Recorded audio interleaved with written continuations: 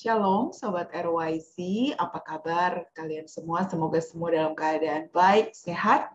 Dan sore hari ini kembali kita berjumpa di dalam RYC. Dan sebelum kita sama-sama belajar firman Tuhan, mari kita awali di dalam doa untuk kita minta pimpinan Roh Kudus. Mari kita berdoa. Bapa di surga, terima kasih oleh sebab pemeliharaanmu, kasih-Mu setia dalam hidup kami. Sore hari ini kami, orang-orang muda, kembali ingin duduk diam di kaki Tuhan, belajar kebenaran-Mu.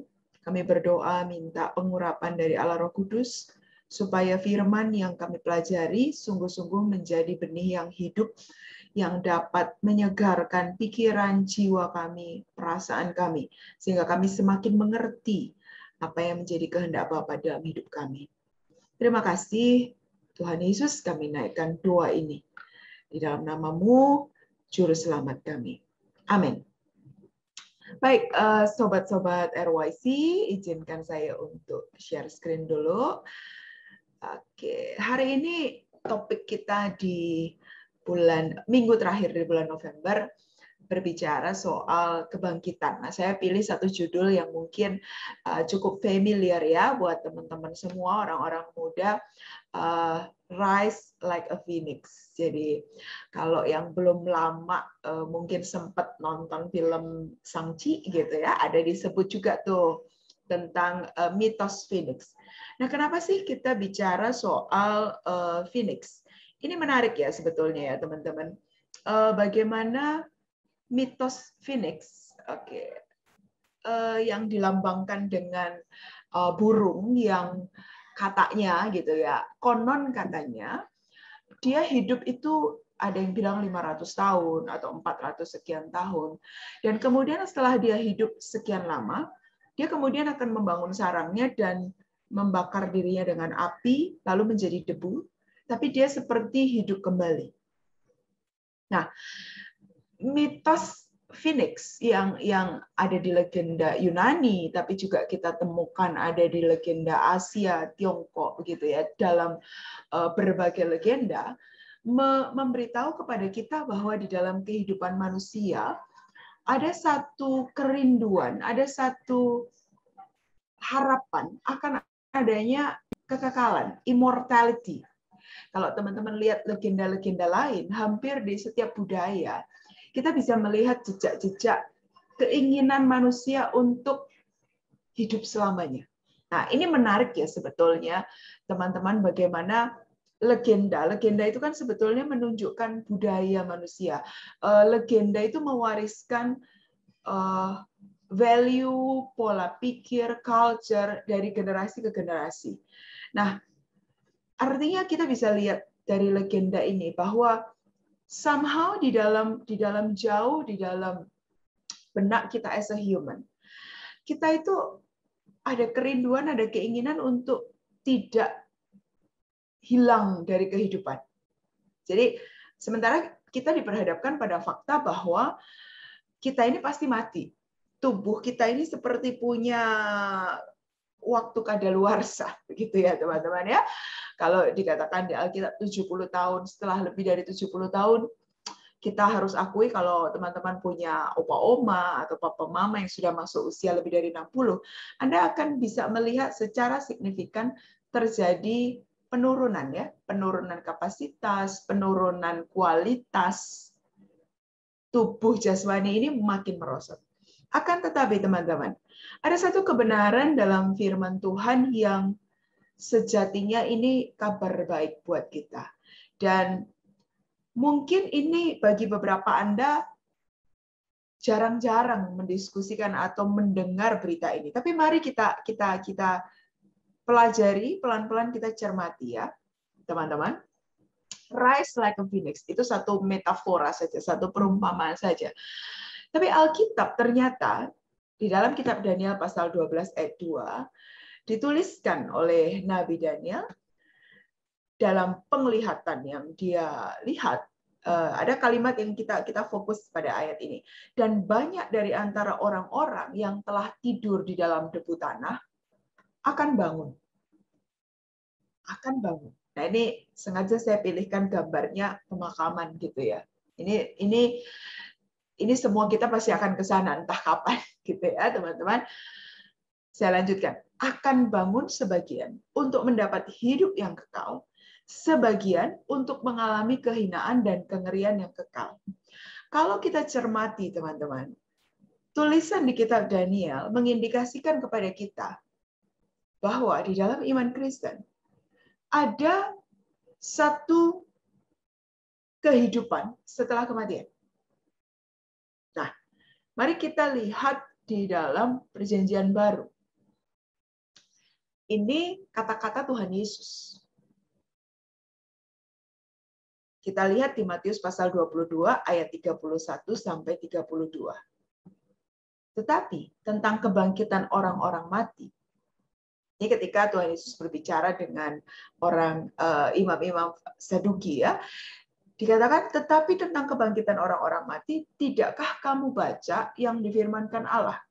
Ketika ia bersabda, Akulah Allah Abraham, Allah Ishak, dan Allah Yakub.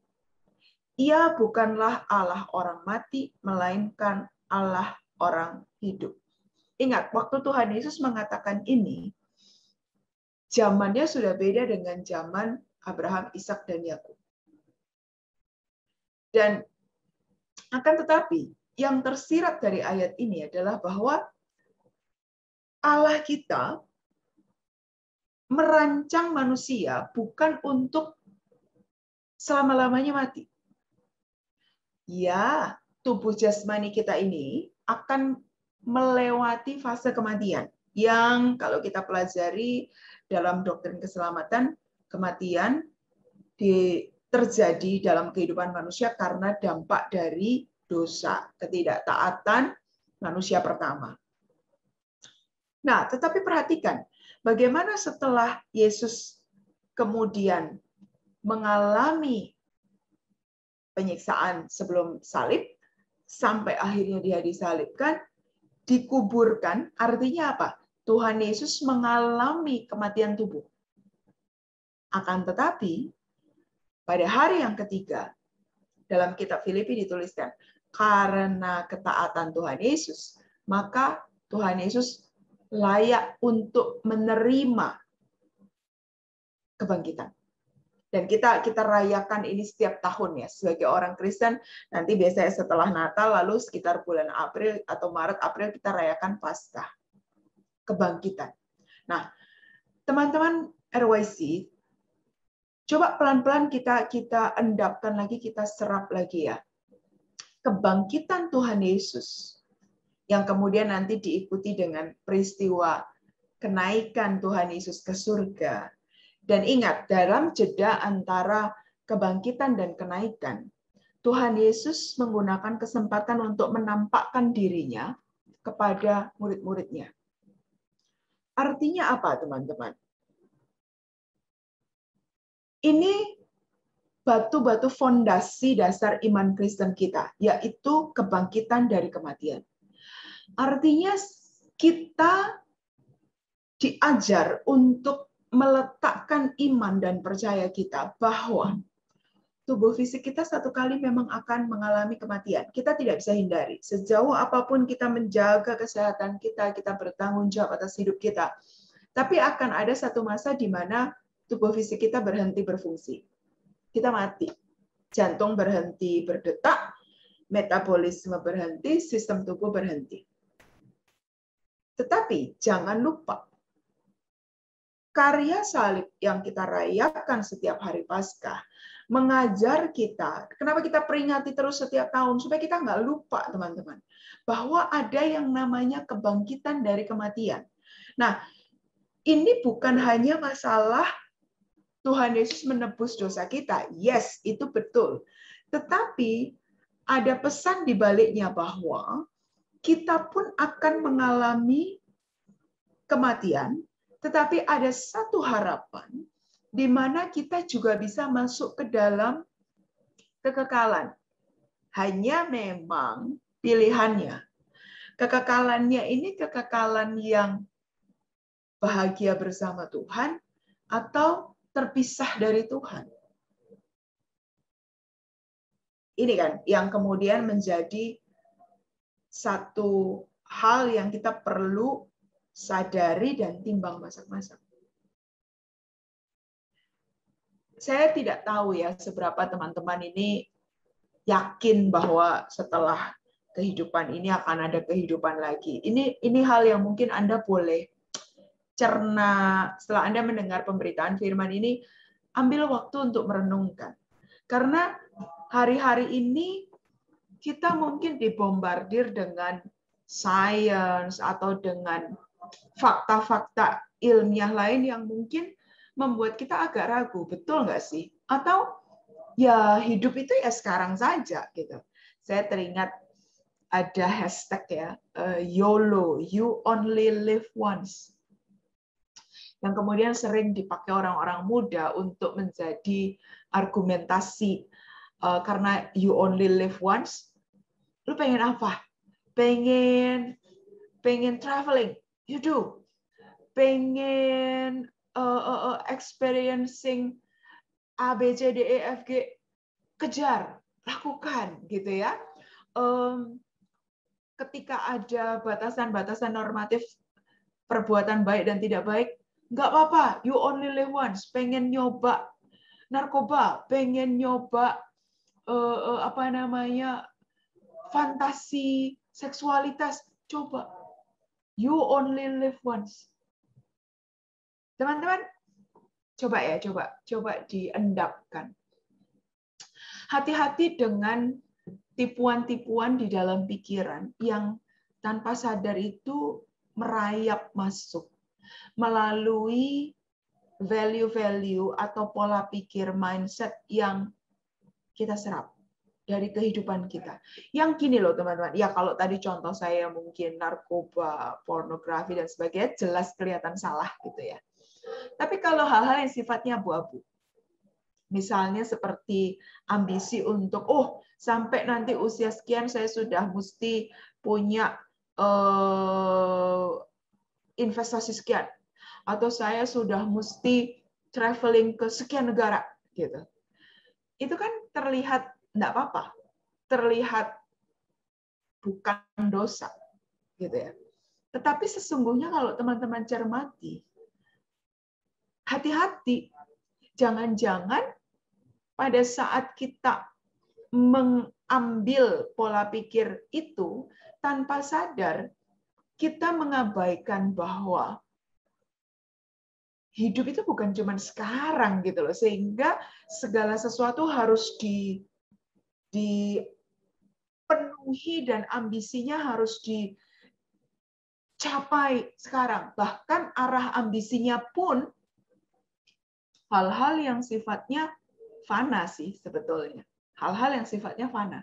Karena kalau kita bicara uang, kita bicara ketenaran, kita bicara kekayaan, kita bicara benda-benda materi, segala sesuatu yang materi ini kan fana. Kapan kita tahu itu fana? Fana itu artinya begini teman-teman. Toh kalau kita mati itu juga nggak dibawa gitu.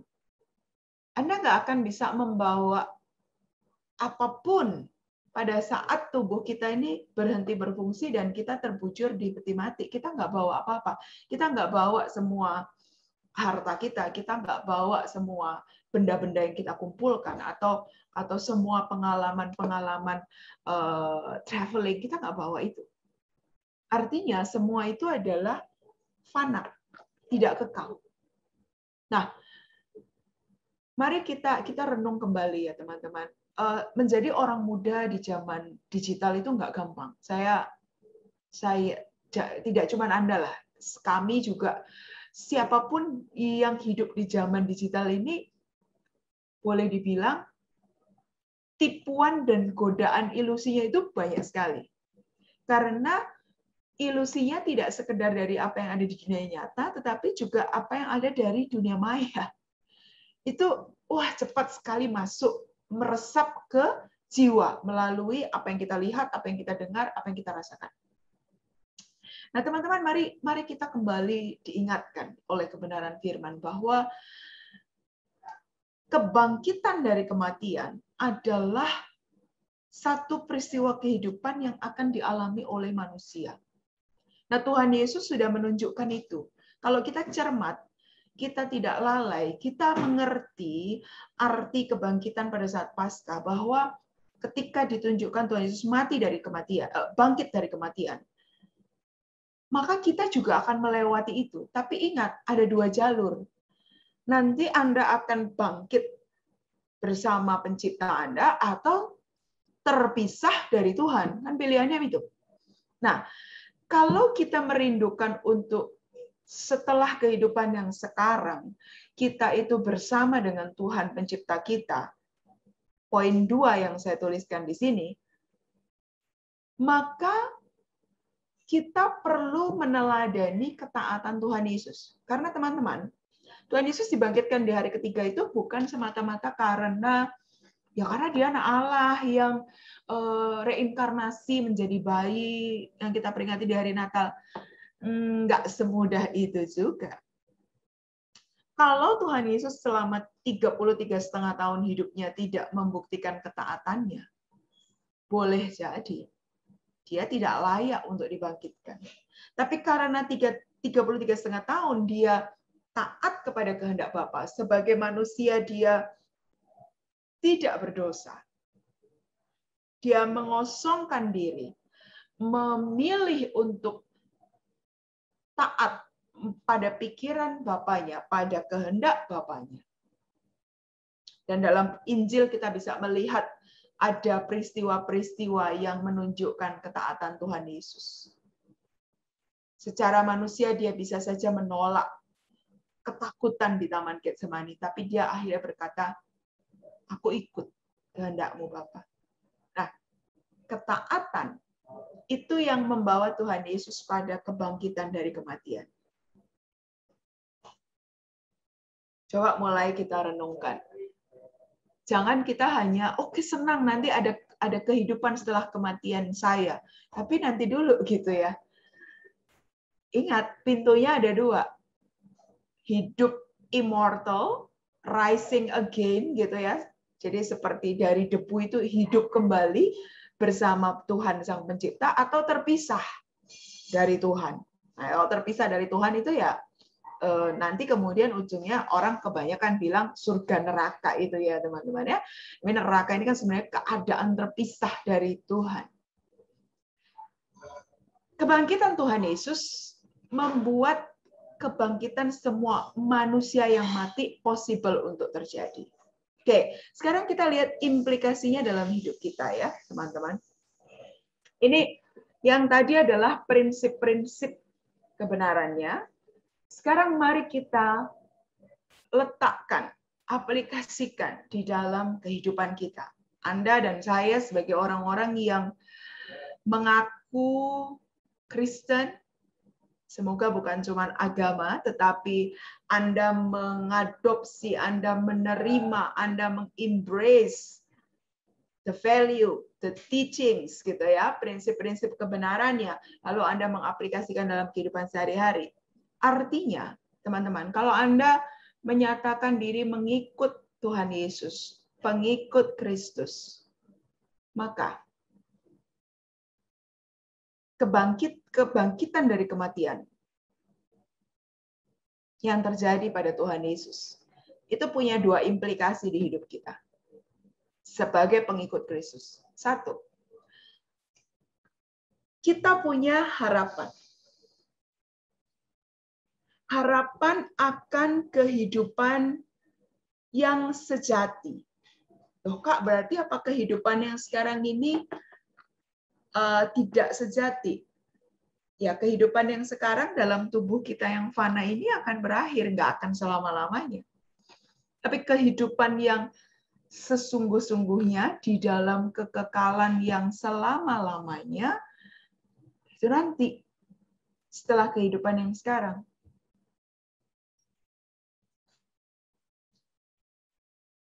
Dan ada harapan untuk kita bisa hidup bersama, berjumpa dengan pencipta kita, dengan Tuhan yang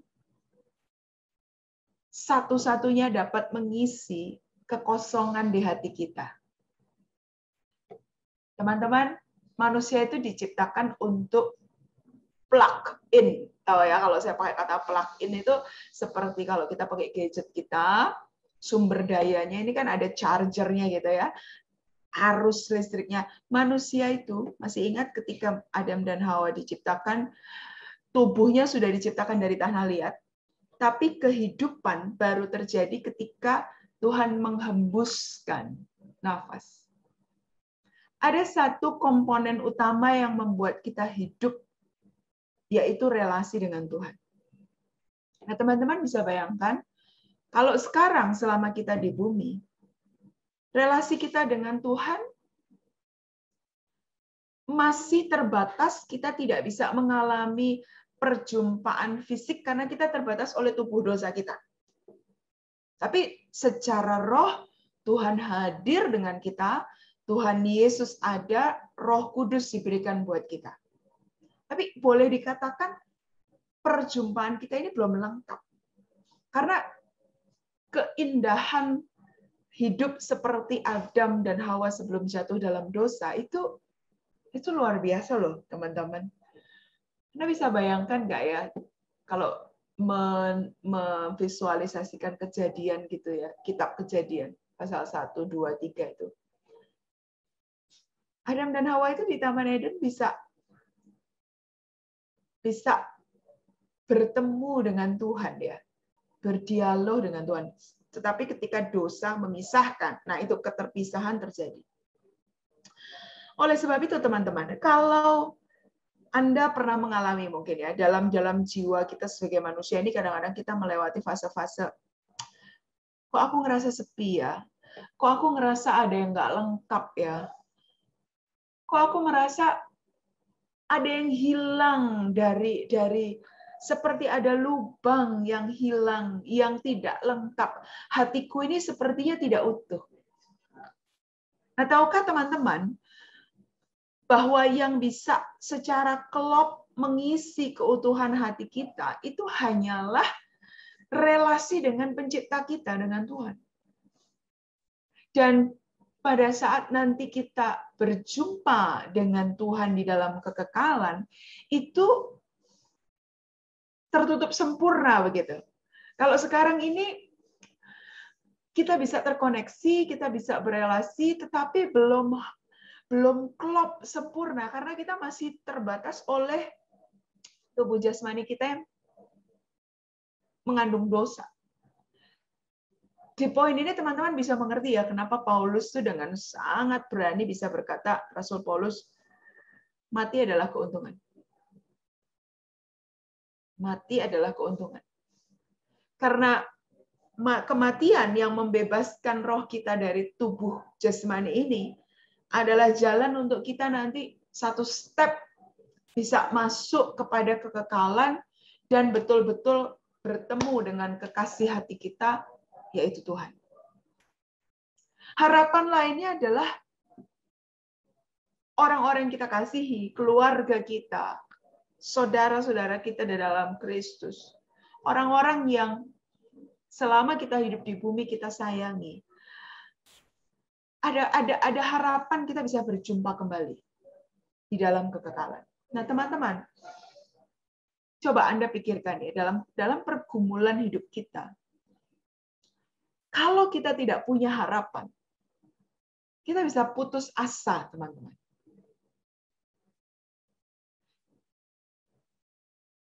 Kalau kita tidak punya satu bayangan bahwa setelah kehidupan ini akan ada kehidupan yang selama-lamanya bersama dengan pencipta kita, bersama dengan orang-orang yang kita kasihi.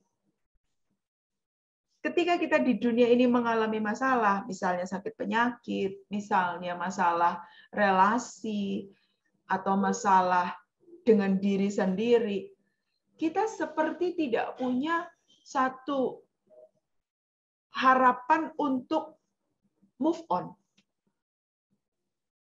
Tapi sore hari ini, teman-teman, apapun situasi hidup yang sedang Anda alami, saya rindu untuk menyampaikan bahwa it's okay.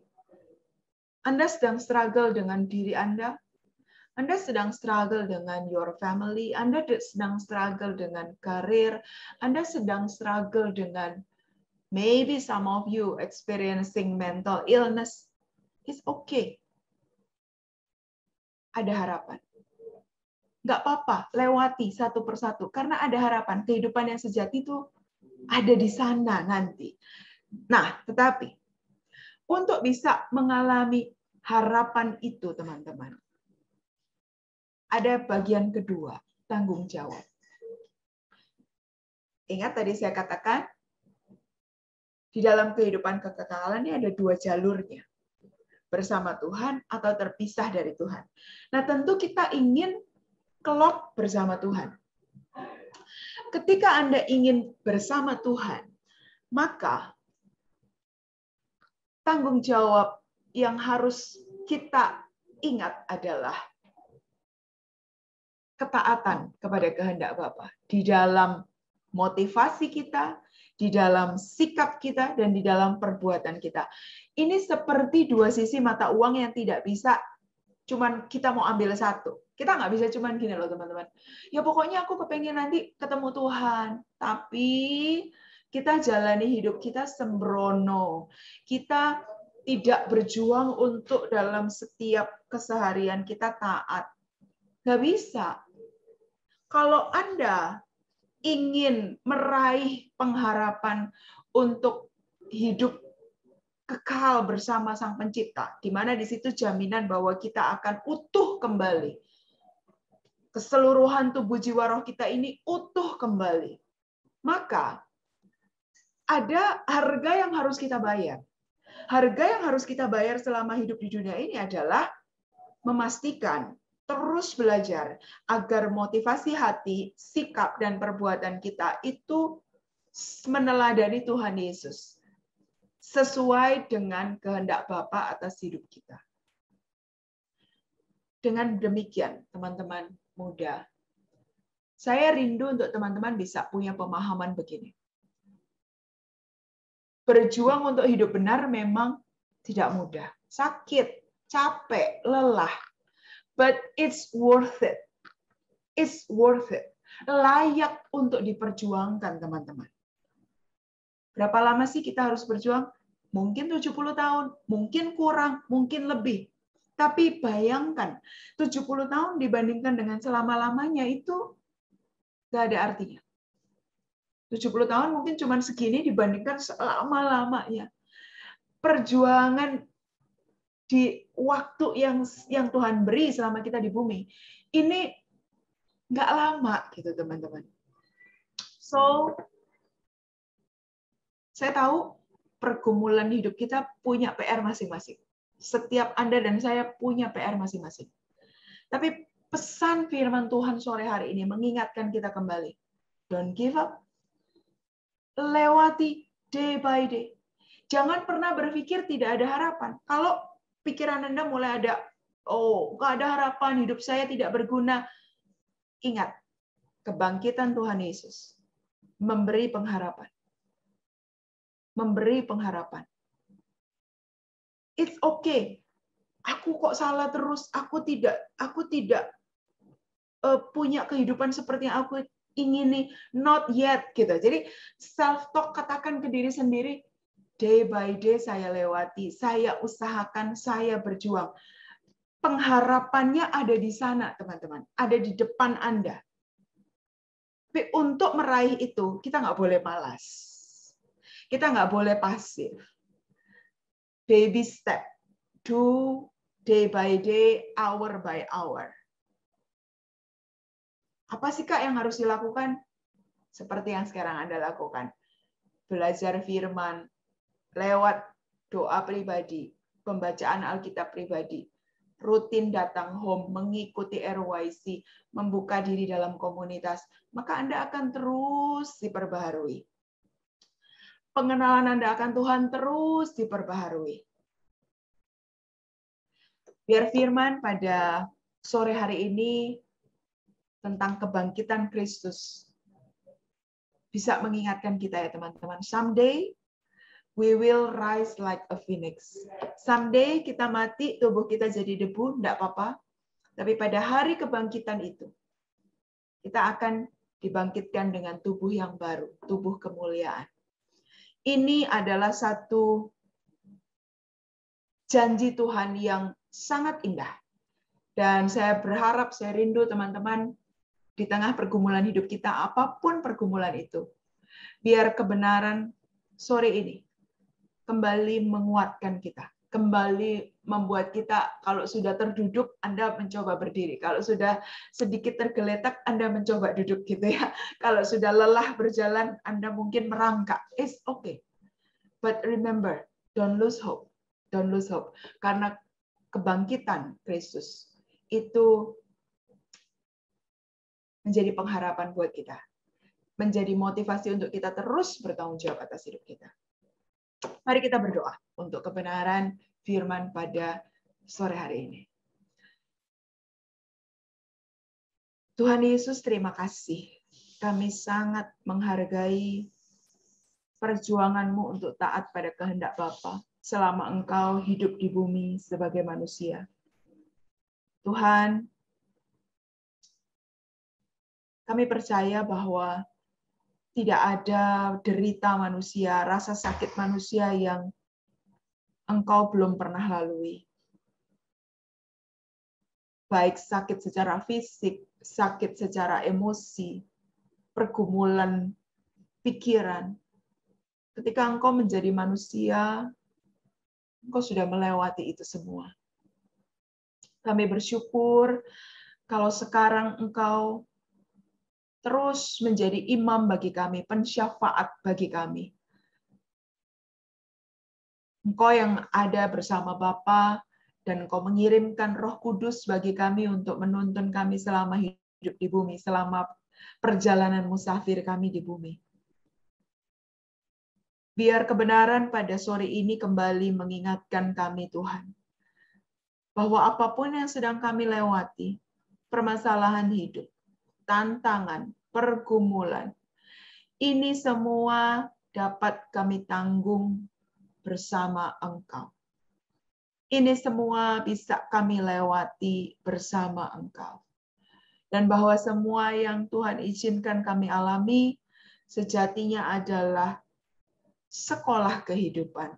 Sejatinya adalah proses untuk kami dibentuk karakternya, agar semakin hari menjadi seperti Engkau. Ampuni kami Tuhan, kalau kami pernah kehilangan harapan, kalau kami pernah berkata bahwa hidup kami ini tak berarti, kalau pernah di dalam pikiran kami terlintas untuk mengakhiri hidup kami atau tidak mensyukuri hidup kami, ampuni kami Tuhan.